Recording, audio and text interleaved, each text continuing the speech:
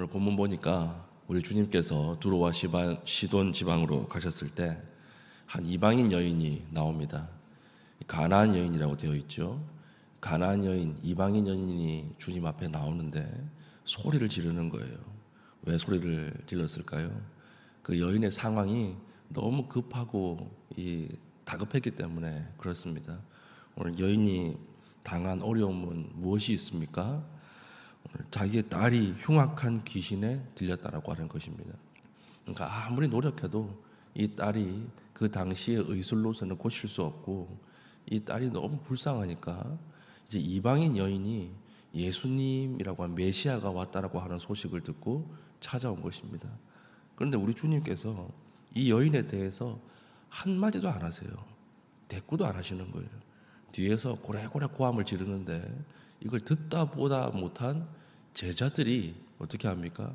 아유 주님, 선생님, 저렇게 소리를 지르는데 저렇게 애원을 하는데 좀 다른 곳으로 보내시죠. 이렇게 이야기를 합니다. 그제서야 주님께서 그 여자를 향해 이야기를 하시는데 아주 냉소적이에요. 뭐라고 말씀을 하십니까? 나는 이스라엘 집에 잃어버린 양 외에는 다른 데로 보내심을 받지 아니하였노라. 이렇게 이야기를 하는 것입니다. 잃어버린 이스라엘의 양은 누굽니까? 유대인들을 이야기하는 것이지요. 나는 유대인들에게 먼저 보냄을 받았지 이방인을 고치려고 내가 이 땅에 온 것이 아니다. 이렇게 참 묘하게 말씀을 하시는 것입니다. 그러니까 이것을 듣고 포기하지 않고 이 여인이 어떻게 이야기합니까? 25절 여자가 와서 예수께 절하며 이르되 주여 저를 도와주십시오. 도와주십시오. 끝까지 매달리는 것입니다. 그러니까 예수님께서 이 여자가 이런 말을 하기가 무섭게 다시 냉소적으로 이야기를 하십니다. 26절 대답하여 이르시되 자녀의 떡을 취하여 개들에게 던짐이 마땅하지 아니하니라. 자녀는 누굽니까? 유대인들이죠. 유대인들이 먹을 떡을 개에게나 주지 않는다. 그러니까 아주 무시하는 단어죠. 이게 유대인들이 이방인들을 이야기할 때 개라고 하는 단어를 썼거든요. 그러니까 이 단어를 똑같이 사용해서 우리 주님께서 내 자녀에게 먹일 떡을 누가 개들에게 던지느냐 이렇게 이야기를 한 것입니다. 그러니까 여기서도 포기하지 않고 여인이 뭐라고 이야기하죠? 주여 맞습니다. 맞는데 개들도 제 주인의 상에서 떨어지는 부스러기를 먹나이다. 이렇게 이야기하는 거예요. 그 참 사람 사납네 이러고 돌아가는 것이 아니라 개들도 주인이 혹시 흘린 부스러기를 먹지 않습니까? 저를 도와주십시오.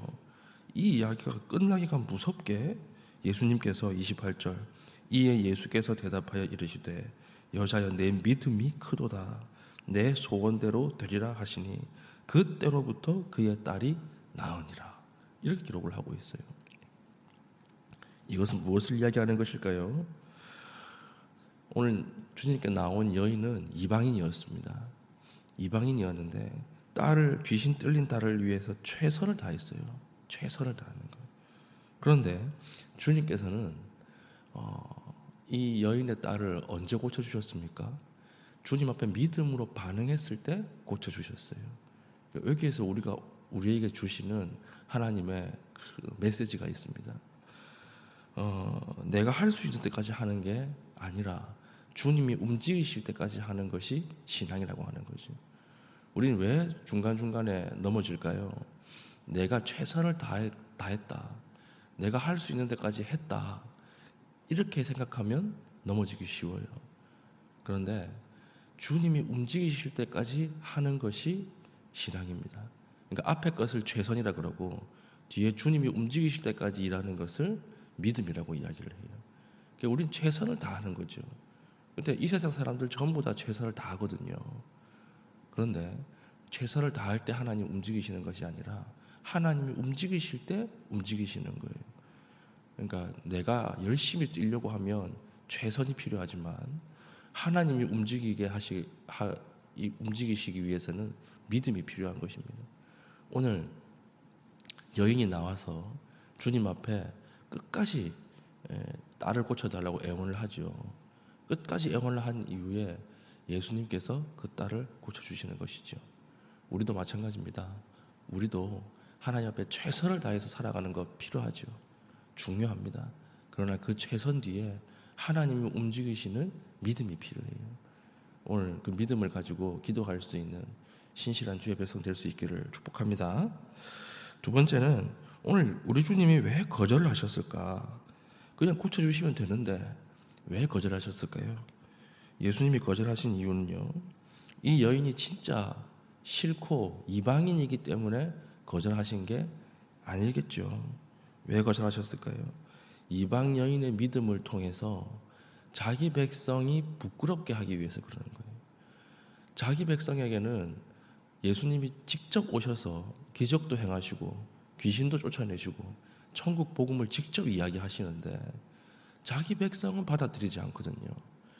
자기 백성은 받아들이지 않는데 전혀 다른 이방인들이 그 은혜를 체험하고 예수님이 진짜 메시아라고 하는 믿음을 가지고 나오는 것을 보니까 주님이 가슴이 아프셨던 것 같아요. 그래서 이 자기 백성 유대인들에게 봐라, 이방인도 이런 믿음을 가지고 있다, 이것을 보여주고 부끄럽게 하시려고 예수님께서 여인을 통하여 영광을 드러내신 것입니다. 우리가 살아가면서 하나님이 기도에 응답하지 않으실 때가 있어요. 아주 매몰차게 이야기하실 때가 있어요. 그때는 왜 그러실까요? 그게 무응답을 통한 응답이라고 하는 거예요. 오늘 가나안 여인과 같은 것입니다. 하나님, 좋은 직장에 들어가게 해주십시오. 믿음의 사람들이 많은 직장에 들어가게 해주십시오. 오래 기도해서 들어갔는데 믿는 사람이 아무도 없는 거예요.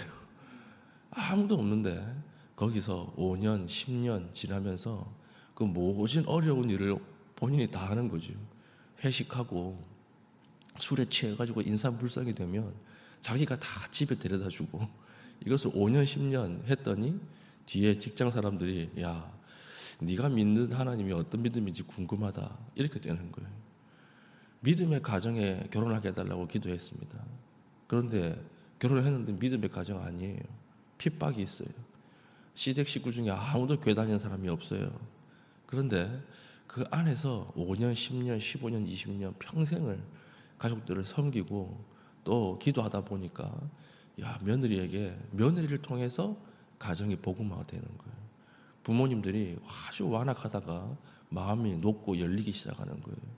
이게 무엇입니까? 무응답을 통한 응답이라고 하는 것입니다. 이것이 훨씬 더 중요합니다. 우리가 기도하면 바로 응답되고, 기도하면 하나님이 하늘을 가르고 땅을 찢고 나오고, 이것보다 하나님의 무응답을 통한 역사하심, 무응답을 통한 일하심, 이게 훨씬 더 하나님이 영광을 받으신다라고 하는 것입니다. 그러므로 오늘 기도할 때 아직까지 응답하지 않은 것에도 우리는 감사할 수 있는 것이죠. 하나님께서 일하시고 계시다는 증거가 무응답일 수 있다라고 하는 것입니다. 오늘 우리의 삶 가운데 이런 은혜가 있기를 바랍니다. 우리가 최선을 다해서 일한다고 해서 내 힘으로 막 달려가다가 쓰러져서 넘어지는 것이 아니라 내가 최선을 다하고 하나님의 응답을 기다릴 때 하나님께서 움직이시고 하나님께서 길을 열어주시고 하나님께서 응답하시는 그런 은혜를 체험하는 믿음의 신실한 주의 백성 될 수 있기를 축복합니다. 아멘. 기도하겠습니다. 오늘 말씀을 가지고 기도하겠습니다.